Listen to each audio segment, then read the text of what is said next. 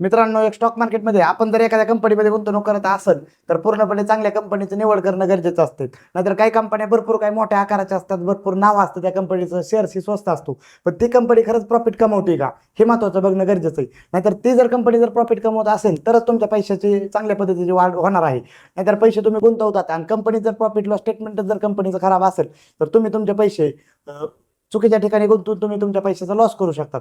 त्यासाठी मित्रांनो, एक प्रॉफिट लॉस स्टेटमेंट कंपनीचं कसं बघायचं आणि ऍक्च्युअल प्रॉफिट लॉस स्टेटमेंट काय असतं हे मित्रांनो आपण आजच्या व्हिडिओमध्ये बघूयात. तर नमस्कार, मी अजित मोरे, डॉक्टर मोरे वेल्थमध्ये आपले सर्वांचे सर स्वागत आहे. फंडामेंटल अनालिसिसचे जे काय आपण सिरीज बनवत आहेत त्या सिरीजमध्ये एक प्रॉफिट लॉस स्टेटमेंट कसं बघायचं हा व्हिडिओ आपण आजच्या व्हिडिओमध्ये म्हणजे क्लिअर ही कन्सेप्ट आपण आजच्या व्हिडिओमध्ये क्लिअर करूयात. तर व्हिडिओ शेवटपर्यंत बघा आणि तुमच्या मित्रांनाही शेअर करा, म्हणजे त्यांनाही कुठेतरी फायनान्शियल रिलेटेड व्हिडिओ चांगल्या पद्धतीचे कळले जातील. तर प्रॉफिट लॉस स्टेटमेंट आपण बघतो किंवा कंपनी एक नॉर्मल काय मोठ्या लेवलने धंदा करणारी, मोठ्या लेवलने होणारा धंदा म्हणजे एक कंपनी असते. मग प्रॉफिट लॉस स्टेटमेंट ह्याच्यात एक तुमच्या नावाचाच ह्याचा अर्थ आहे, म्हणजे कंपनीचं नफा तोटा पत्र, म्हणजे कंपनीचा एक प्रॉफिट लॉस बघणे, त्याला आपण एक स्टेटमेंट असते. आणि एक स्टॉक मार्केटमध्ये जर एखाद्या कंपनीमध्ये जर तुम्ही गुंतवणूक करत असाल तर कंपनीच्या पूर्णपणे एका आपल्या गव्हर्नमेंटच्या रूल्स अँड रेग्युलेशन प्रमाणे कंपनीला एक 3 महिन्याला क्वार्टरली प्रॉफिट लॉस स्टेटमेंट आपल्या इन्व्हेस्टर पुढे सादर करावं लागतं आणि पब्लिकली सादर करावं लागतं. नॉट अँड ओनली इन्व्हेस्टर, म्हणजे काय की तुम्ही अशा एक प्लॅटफॉर्म भरपूर आहेत की ज्या प्लॅटफॉर्ममधून तुम्ही कंपनीने प्रॉफिट किती केला, लॉस किती केला, खर्च किती केला, कंपनीवर कर्ज किती, ह्या सगळ्या गोष्टी बघू शकतात. ओके. मग कंपनीचं प्रॉफिट लॉस स्टेटमेंट जर बघायचं असेल तर प्रॉफिट लॉस स्टेटमेंटमध्ये आपण बघतो की एखादा तुम्ही जर उदाहरणार्थ एक छोटा जर धंदा करत असाल तर त्या धंद्यात काय असतं की तुम्ही एखादी वस्तू घेतात किती रुपयाला, ती वस्तू किती रुपयाला पुढे विकतात, तुम्ही जो काही धंदा चालवता त्या धंद्यात येणारा तुमचा खर्च किती, ह्याच्यावर तुमचं सगळं नफा तोटा पत्र राहतं.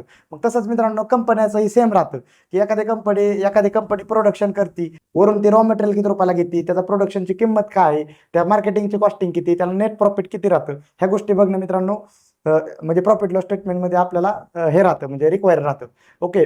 तर लक्षात घ्या की प्रॉफिट लॉस स्टेटमेंटमध्ये एक महत्त्वाचे 3-4 गोष्टी असतात. एक असतं ते रेव्हेन्यू म्हणजे काय की सेल, म्हणजे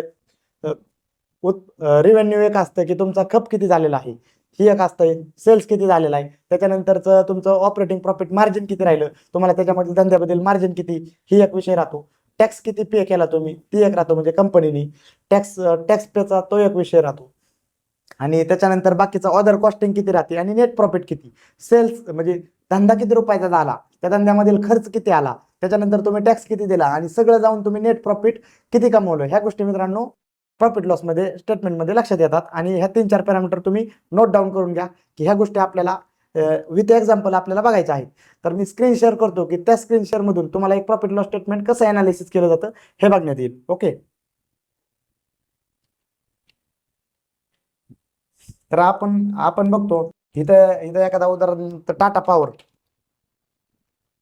टाटा पॉवर कंपनीचा एक स्टॉक घेतोय मी की त्या स्टॉकची किंमत 436 रुपये आहे. ही पूर्णपणे मागच्या व्हिडिओमध्ये आपण ते market cap, price to earning ratio, ROE ROC या सगळ्या गोष्टी बघितलेल्या होत्या. ओके.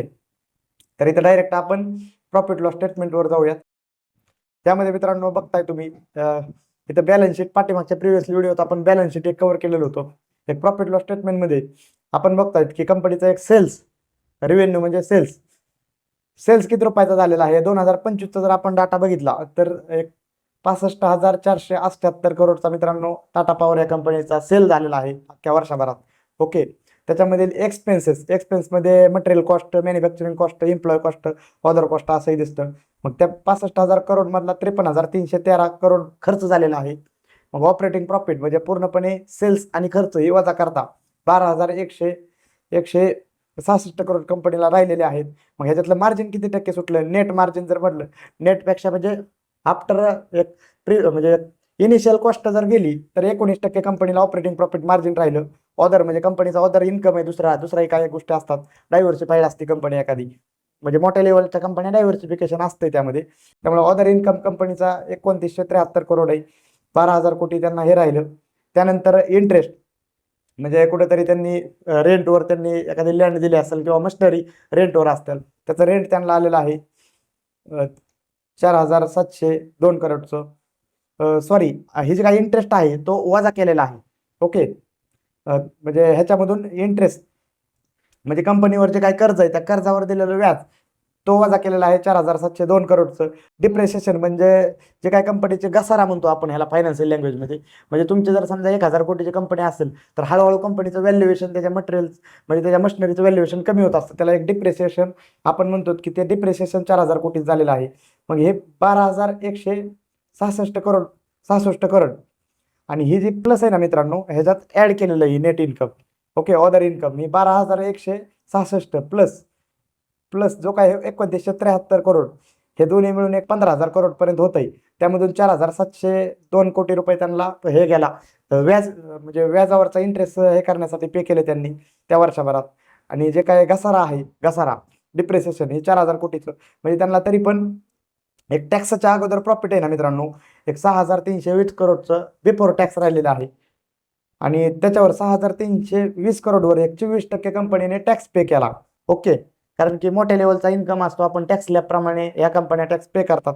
24%चा टॅक्स पे केला. त्यानंतर नेट प्रॉफिट मित्रांनो कंपनीला जर बघितलं तर 4,775 करोडचं नेट प्रॉफिट मार्च 2025 मध्ये टाटा पॉवरला झालेलं आहे. ह्या गोष्टी ही एकदम महत्वाचं आहे की म्हणजे सेल्स किती करोडचा झाला, 65,000 करोडचा सेल्स झाला आणि जवळजवळ 5,000 करोड पर्यंत नेट प्रॉफिट कंपनीने कमवलं. ओके, मग ह्या गोष्टी ह्याचं जे एक अनालिसिस असतं ना मित्रांनो, ही एकदम प्रॉफिट लॉस स्टेटमेंटमध्ये असतं. स्क्रीन शेअर करण्याचं हे करतोय मी.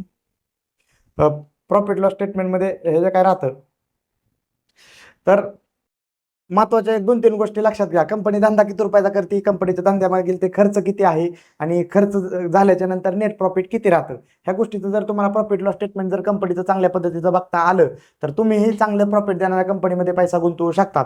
असं कोणाच्याही तुमच्या इन्व्हेस्टमेंट ॲडवायझर किंवा इन्व्हेस्टमेंटच्या ह्याच्यावर लय जास्त डिपेंड राहण्याची गरज पडणार नाही.